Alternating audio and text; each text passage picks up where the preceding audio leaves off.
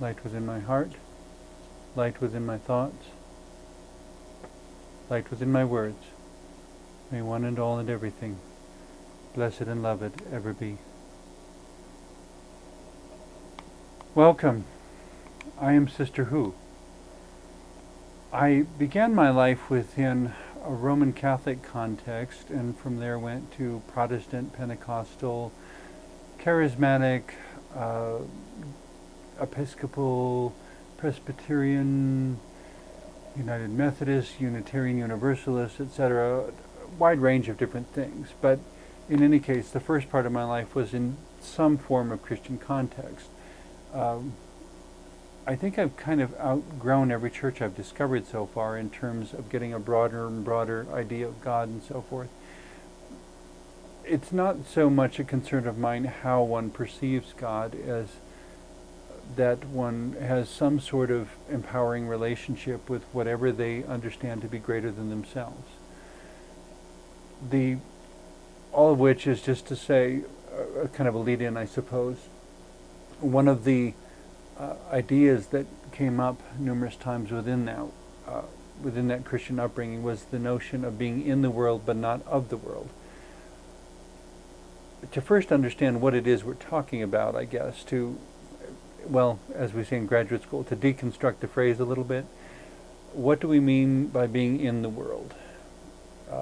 To some extent, that would be just our simple, inescapable presence, that we are in fact in the world, that we exist within communal context, whether it's an agrarian farming community or whether it's an urban city community, or whether it's a familial community or a church community or a social club community, that there are relationships that are all around us with which we interact. One could even say the community of the familiar faces that we see each week going through existing in life. The people at the grocery store, the people at the gas station, the people with whom we, at whatever place of employment, when we buy something at a department store, the cashiers there. All of these are people with whom we're interacting. And so and by having that interaction, there's a sense in which we are in their world. And maybe we don't live completely within their world. If I go shopping at for whatever reason, to look and see what they have, if I go to an upscale store where things are very expensive and there may be nothing there I could afford to buy, the people whom I see there, the cashiers, the sales clerks, and so forth, we have a momentary overlap between our worlds, but we really don't live in the same world, because they will go home perhaps to a much wealthier context than I will. I'll go home to my fixer-upper house and they'll go home to a nice home in the suburbs maybe, or something like that. So there's a sense in which our worlds are quite distinct from each other. There are people who live in racially mixed worlds and people who live in racially homogeneous worlds. People go home to a suburb where all of their neighbors are a particular race, every single one of them. And other people who go home to apartment buildings where there may be 5 different races all living within the same building. Again, these are different kinds of worlds. To live in an apartment building where there may be 5 different races, there is a sense in which you are in the world of that apartment building. But the question of being of it, do you reflect that world? Or is there congruity, is there commonality between you and that world?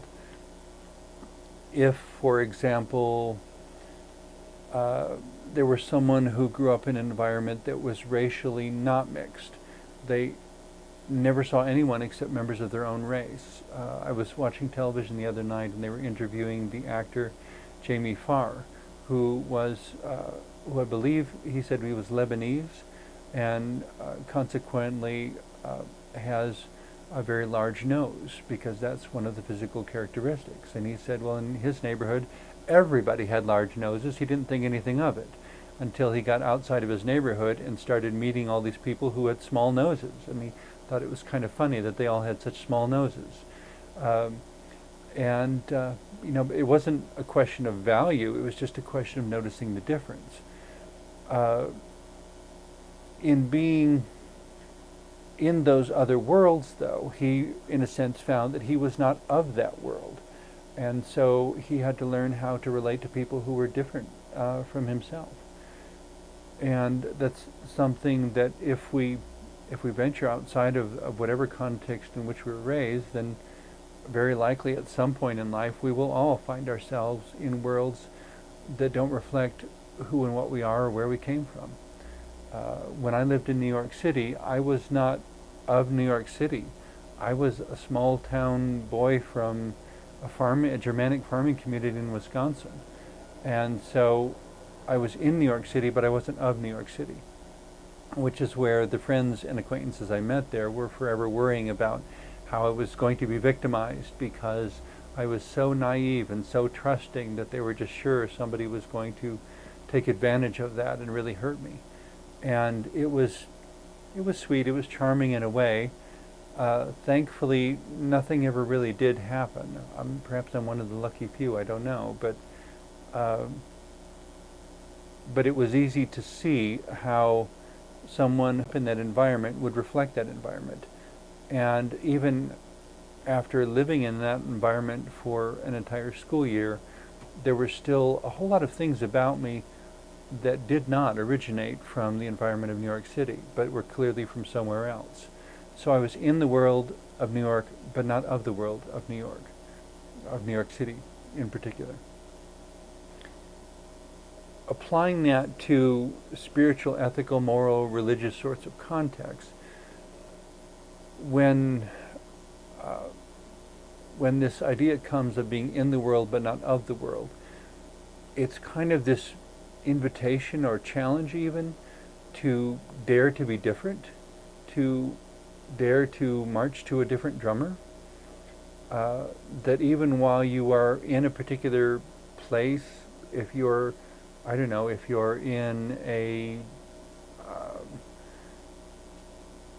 a European-oriented community for the most part, but you happen to like Asian food, so go ahead and have your Asian food. I don't see how it's going to hurt anybody. But that's a contrast where you're making a choice to do something differently for whatever reason, just because you like it, or maybe there is a bigger reason. There's a sense, I suppose, in which one could say that when the racial integration of professional baseball first happened, and now if I get this wrong, everyone's going to tell me. What I'm remembering is Jackie Robinson was the first black baseball player. And in a Broadway play I saw about that whole transition, I think it was a Broadway play simply called The First. And there was a wonderful scene in there where somebody was arguing with the coach who had decided to bring Jackie Robinson in because he was so good as a baseball player. And the person said, well, you have to do these things gradually. And the coach basically responded, well, one was about as gradual as I could manage. To do one at a time. Could you do less than one? I don't know. I'm not sure what alternative the guy was thinking of, but it was an amusing sort of common sense sort of thing.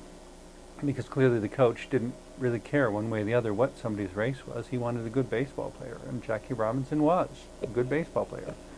So, but coming back to each of us in our respective lives, that there are times where we can be silent and blend in because it would just be too unpleasant or uncomfortable, or it would ruffle somebody's feathers, or it would make somebody else feel uncomfortable if they knew that, in fact, there wasn't 100% agreement in the room, that there may be both, heaven forbid, Democrats and Republicans in the same room. Oh my God. And lo and behold, when that sort of situation happens, to the best of my knowledge, the room has never burst into flames. It's really not the problem some people make it out to be, to the extent that we don't make it a problem. But there is something about having that contrasting voice and perspective there that could be interpreted as a valuable resource if we're willing to listen and open up to it. That instead of saying, oh my God, you don't fit in, to instead say, oh really? What does it look like from your perspective? Or how would you solve this problem? This is what somebody else has suggested, but how would you do it? And once you have diversity going, that one person says, let's solve the problem this way, and the other person says, we could solve it this way, and somebody else says, well, we could also solve it this way. It seemed to me growing up that there are 100 ways to do everything. The question is simply deciding upon which one you're going to choose and deciding upon one that is actually effective and paying attention to whether or not it's effective. And having the courage, well, this kind of goes back to a witticism that came to mind a number of years ago as I was, each month I put together a monthly newsletter called Sisterhood's Perspective. And the past issues are available within my website at sisterwho.com for those who have internet access. But there was one particular, in each newsletter, I try to come up with one little one-sentence soundbite so that if people remember nothing else from this newsletter, here's one sentence of a particular idea that maybe they can ponder for a while and get something good out of it. Well, as I was trying to come up with some new little sound bites for my newsletters, a phrase came to mind, I'm not sure from where, that simply said, it all begins with finding the courage to stand alone. And of course, in my graduate school thinking, critical thinking and such, critical thinking meaning not in the sense of tearing it down, but of carefully taking apart and figuring out what the pieces and the relationships are. Critical thinking is not about being critical, but it's about thinking critically, thinking the different ways that something could be evaluated. And so it all begins with finding the courage to stand alone. First of all, what is it? What is it that begins? And sometimes I can honestly say I don't know. But there was some sense, even as I wrote it the first time, that the it to which this phrase refers is something specifically good. That in order for professional baseball to be integrated, Jackie Robinson had to be willing to be the first, to be the one, to be willing to stand alone as the only black man in this white baseball team. And in that, even when he wasn't intending to, just by the mere fact of his presence, to begin to teach people what an integrated baseball team would be like. But it all began with someone finding the courage to stand alone and say, yes, I'll be the first. Yes, I'll stand up and do it. When nobody else will, when nobody else will speak up, I will stand up and do it. And how many times throughout history, by one person being willing to stand up and say, I'll do it, that the tide begins to turn. Because as soon as one person does it, then there's somebody else who doesn't have to be the only one, and so they find it a little bit easier to join that first person. And then another, until it seems like there are so many people doing it that one wonders why it was ever a problem in the first place. There was a point at which, I don't mean to keep coming back to racial conflicts of history, but I guess they're the most easily available examples at the moment. But Rosa Parks being the one to sit down on the bus and say, no, I'm not moving. Being willing to stand alone for that moment in order to start a work, but start a change, a work of a work of movement toward racial equality.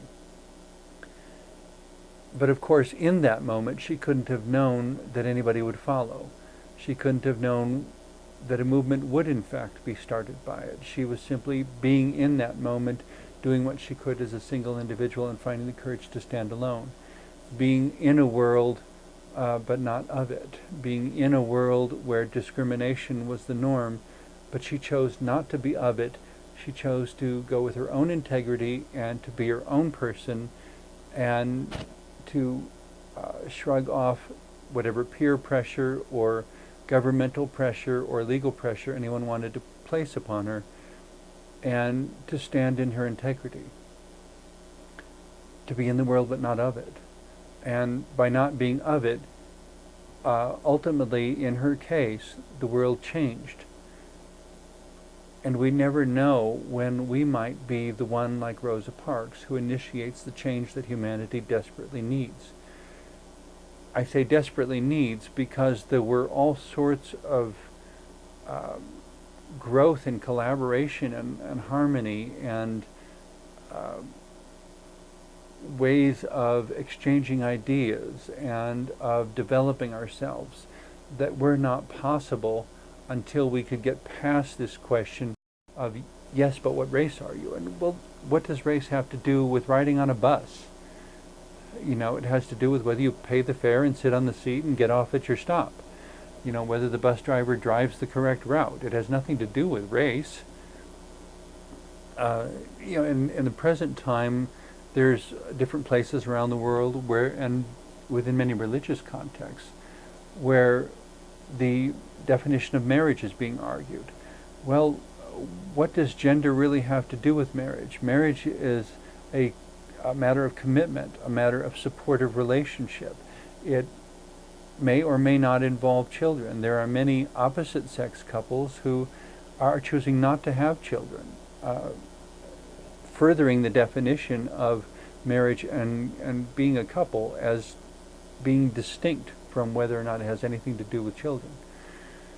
So if it doesn't have anything to do with children, if we're now faced with a marriage definition, ultimately it's about rights and privileges, it's about tax laws and visitation rights, it's about inheritance laws, it's about property ownership, all sorts of things upon which gender has no bearing whatsoever.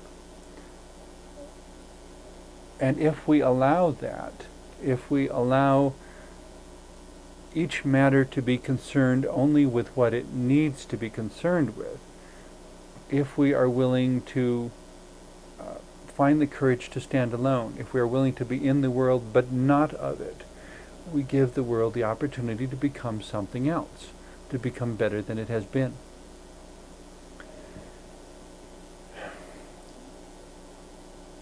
In amongst all of that, of course, we come back to this basic idea that everything begins with a thought. Everything begins with a dream.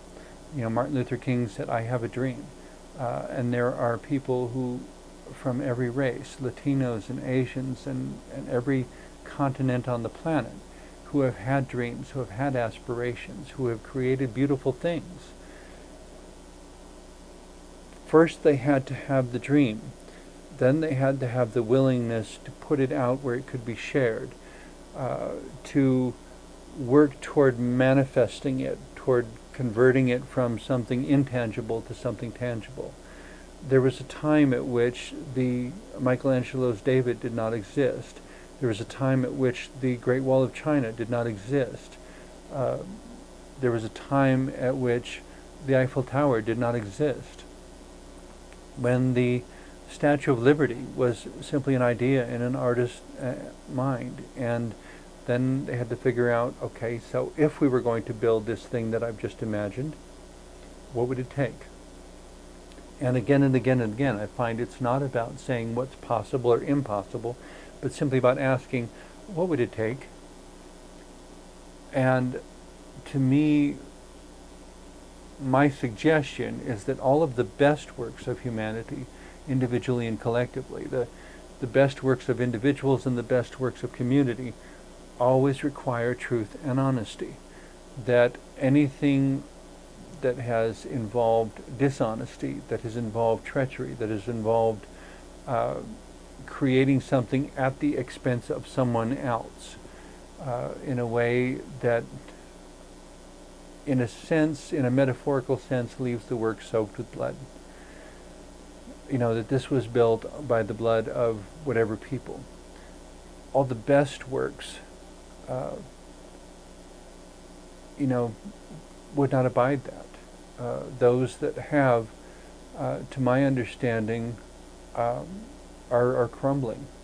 They're revered in a sense as great accomplishments, like the pyramids being built supposedly with slave labor, southern plantations in the United States, great huge works of architecture and so forth, again built with slave labor. There's something about it that, in my opinion, perhaps, never quite escapes from its tragic roots. But the things that are most beautiful, that we cherish, for me, the Statue of Liberty. I'm sure for other people they would name 1,000 other different things. The Redwood Forest. These are natural wonders.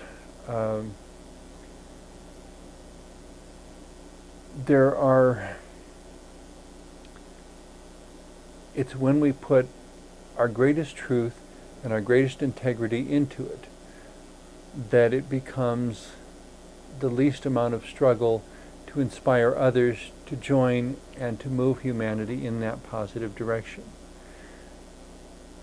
When there is oppression and deceit, and when it's not about truth or freedom or love or loyalty or virtue, but when it's about greed and avarice and tyranny, those are the things that get displaced and drummed out of history and remembered only in the most negative ways, so that we can be sure, or we can hope to be sure, that we don't make that mistake again.